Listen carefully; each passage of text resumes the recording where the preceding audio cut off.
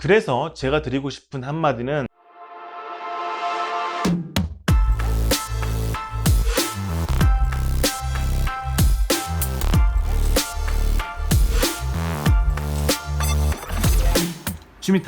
취미탐험 신비의 세계에 오신 것을 환영합니다. 타운대전 곰씨고요. 오늘 취탐험은 저글링입니다.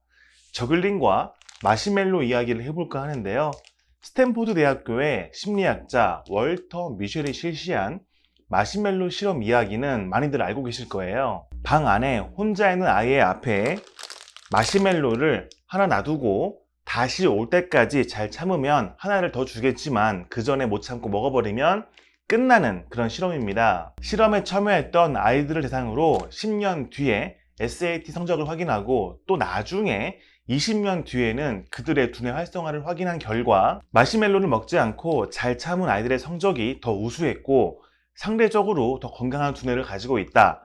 즉 성공할 가능성이 크다라는 그런 결론을 내린 것이죠. 그런데 2013년에 마시멜로 실험에 대한 반기를 든 실험이 발표가 된 것처럼 먹고 싶은 욕구를 억제한 것만으로 성공의 가능성을 판단하기에는 부족하다고 할 수 있지만 그래도 참을성만 보면 인내심이 없는 것보다 있는 것이 훨씬 낫겠죠. 자, 왜 이런 이야기를 꺼냈냐면요. 저글링도 마시멜로 실험에 빗대어서 생각할 부분이 있기 때문입니다. 저글링을 못하는 사람에게 저글링을 시킨다면 하나의 과제이자 해결해야 할 문제가 됩니다.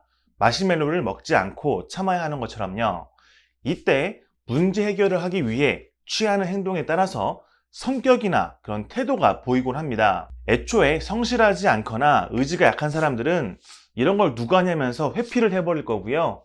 어떤 것이든 주어진 과제를 해결하기 위해 노력하는 사람들은 검색을 해서 취미탐험을 찾아왔을 거고 또 심지어는 저에게 연락을 해서 개인 레슨을 받기도 하죠. 단순하게 이건 이렇고 이건 이렇다고 딱 잘라서 결론을 내릴 수는 없겠지만 저 나름대로는 저글링이라는 과제를 해결하려는 태도에 따라서 학업 성취도나 일을 하는 능력이 보인다고 생각합니다. 왜냐하면 저글링을 처음 접했을 때 대부분 서커스에서나 하는 그런 기교로 여기시지만 사실 기초 저글링은 공이 움직이는 로직을 이해하고 과정을 분석하면서 알고리즘을 익히는 것입니다. 다시 말해서 기초 저글링은 손기술이 아닌 두뇌의 영역이라는 것이에요. 어떻게 해야 공을 일정하게 던질 수 있는지, 공을 던지는 동안 반대손을 어떻게 하는지, 또 공의 궤적과 타이밍은 어떻게 맞추는지 등등 아무리 손기술이 좋아도 머리로 이해하고 분석하려고 노력하지 않으면 불가능에 가깝습니다. 물론 이 과정에서 필요한 순발력과 인내심은 차치하고서라도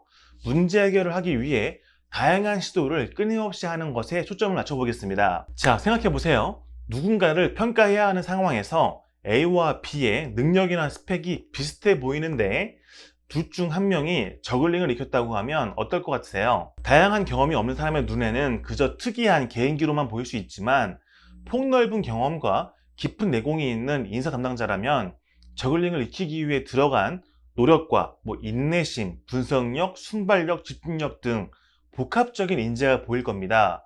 물론 현대인의 필수적인 능력인 멀티태스킹 능력도 보이겠죠. 그래서 제가 내린 결론은 저글링을 처음 접했음에도 불구하고 그것을 익히기 위해 적극적으로 노력한 사람은 그렇지 않은 사람에 비해서 더 우수한 태도를 가지고 있다는 것입니다. 10년이 훨씬 넘는 세월 동안 저글링 레슨도 하고 강의도 하면서 직접 보고 느꼈던 것들이 이런 제 결론을 더 굳건하게 만들어줬는데요. 저글링 레슨을 위해 만난 학생들을 보면 대체로 그들의 눈빛과 태도에서 남다른 분위기가 느껴집니다.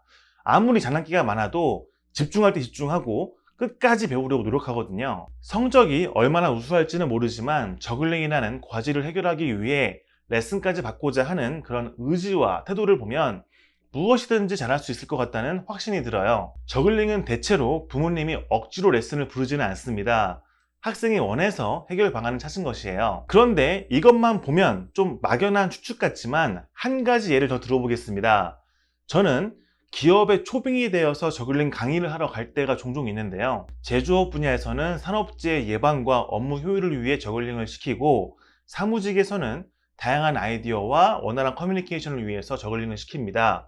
대기업에서도 저글링을 시킨 사례가 많이 있어요. 이렇게 수많은 기업을 방문하면서 제가 느꼈던 점은 확실히 명망이 있고 돈 많이 주고 누구나 가고 싶어하는 기업일수록 저글링이라는 생소한 문제를 접했을 때 해결하려는 태도가 적극적이라는 것이에요. 강의가 끝나고 연습 시간이 되면 유튜브도 열심히 찾아보시고 질문도 많이 하시고 또 나중에는 알려드리지도 않은데 스스로 응용을 해서 저한테 자랑도 해주십니다. 반면 상대적으로 그렇지 않은 기업일수록 시작부터 불만의 기운이 굉장히 강하고요.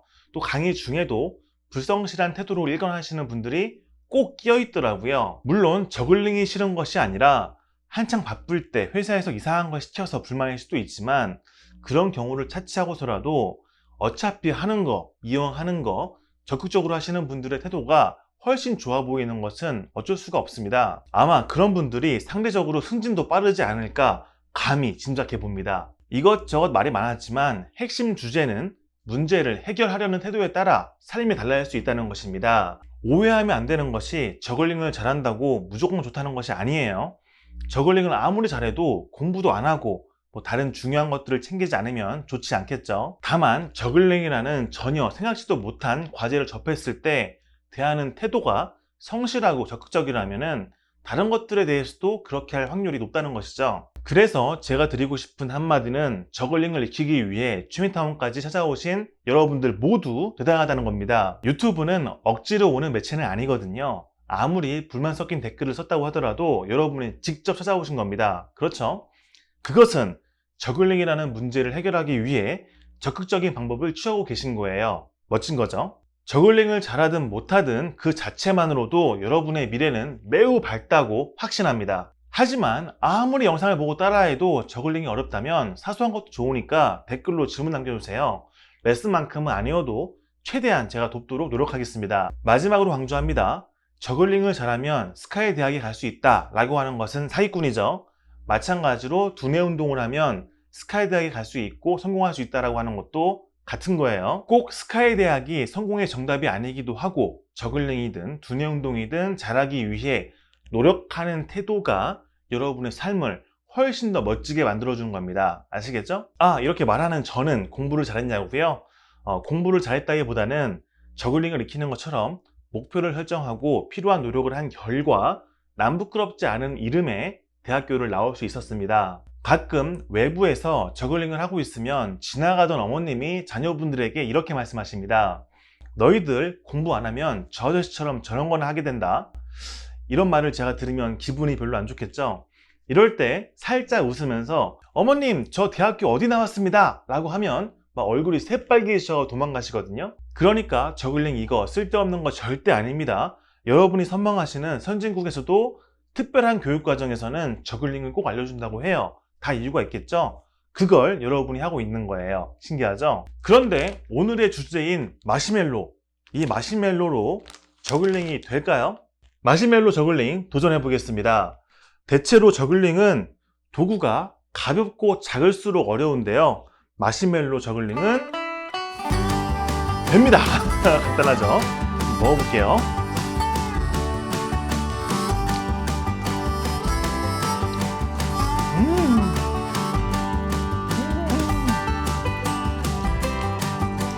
너무 달다. 여러분의 집에 마시멜로가 있다면 저글링 한번 해보세요. 영상으로 찍어서 유튜브에 올리고 저한테 알려주시면 댓글 달러 가겠습니다. 그럼 오늘 시탐에서 마무리하고요. 다음 시간에 즐거운 탐으로 같이 놀겠습니다. 또 볼게요. 바이바이.